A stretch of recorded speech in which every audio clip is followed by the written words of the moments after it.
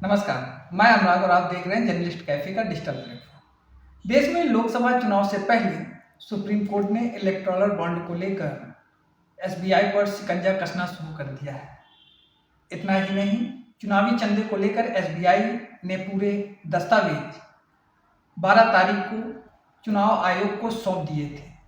सौंपने के बाद कल 14 मार्च को चुनाव आयोग ने अपने वेबसाइट पर चुनावी चंदे से संबंधित सभी दस्तावेज अपनी वेबसाइट पर अपलोड कर दिए। अपलोड होने के बाद वह सभी दस्तावेज सोशल मीडिया पर तेजी से वायरल होने लगे, जिसमें यह देखा गया कि सबसे ज़्यादा किस पार्टी को चंदा दिया गया है। एसबीआई के द्वारा इलेक्शन कमीशन को दिए गए अपने दस्तावेज में बताया गया कि अप्रैल 2019 से लेकर जनवरी 2024 तक में जो भी 1000 रुपये से लेकर 1 करोड़ तक के बॉन्ड खरीदे गए थे, उसकी सभी जानकारी दे दी है।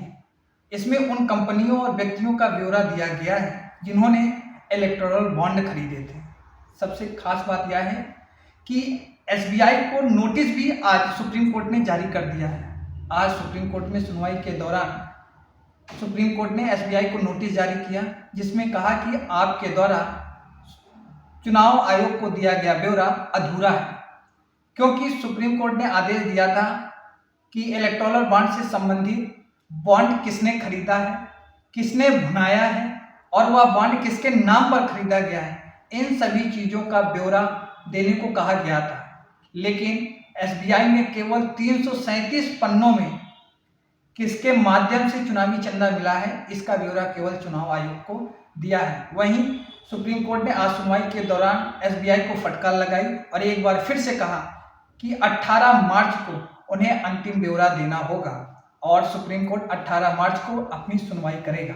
अदालत ने कहा कि बॉन्ड खरीदने और भुनाने की तारीख भी बतानी चाहिए थी। इस मामले में अगली सुनवाई सोमवार को रखी गई है, लेकिन एसबीआई ने इस मामले में कोई भी ब्यौरा नहीं दिया है। निर्वाचन आयोग के द्वारा जारी आंकड़ों के मुताबिक चुनावी बॉन्ड के माध्यम से राजनीतिक दलों को दान देने वालों में ग्रासिम इंस्टीट्यूट, मेगा इंटरप्राइजिंग और पिरामिड इंटरप्राइजेस का नाम सबसे ऊपर शामिल है। सूची में जब शामिल किया गया है तो जिसमें सबसे ज़्यादा ग्रासिम इंस्टीट्यूट और मेगा का नाम है, या वही मेगा इंजीनियरिंग कंपनी है जिसने 12 अप्रैल 2019 को सबसे ज़्यादा 980 करोड़ रुपए का बॉन्ड खरीदा और 14 अप्रैल 2019 को मुंबई में टनल बनाने के लिए इसको ठेका हो गया।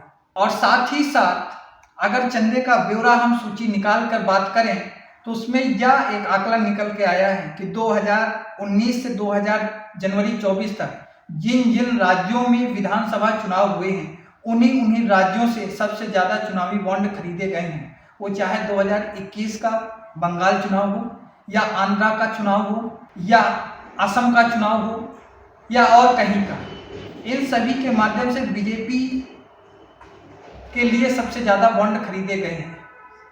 लेकिन अब चंदे के मामले में भारतीय जनता पार्टी को जहां इलेक्टोरल बॉन्ड के माध्यम से 60,000 करोड़ रुपए का चंदा प्राप्त हुआ है, वहीं कांग्रेस को 14,000 करोड़ और जबकि उससे अधिक टीएमसी को 16,000 करोड़ का चंदा प्राप्त हुआ है। वहीं आम आदमी पार्टी मात्र 65 करोड़ रुपए के चंदे के साथ है। लेकिन अब सबसे बड़ी बात यह आती है, क्या देश में आगामी लोकसभा चुनाव से पहले सुप्रीम कोर्ट क्या इस पर कोई ऐसा आदेश जारी करती है जिससे अगर ऐसा होता है तो आगामी लोकसभा चुनाव में भारतीय जनता पार्टी को एक बड़ा झटका लग सकता है। नहीं, पारदर्शिता के मामले में अब यह सवाल उठने लगे हैं कि अगर भारतीय जनता पार्टी इतनी ही साफ छवि की थी तो वह उसको ऐसी कौन सी जरूरत पड़ी कि वह 2019 में इलेक्टोरल बॉन्ड लेकर आए और उसके माध्यम से पार्टी फंड में चंदा लेने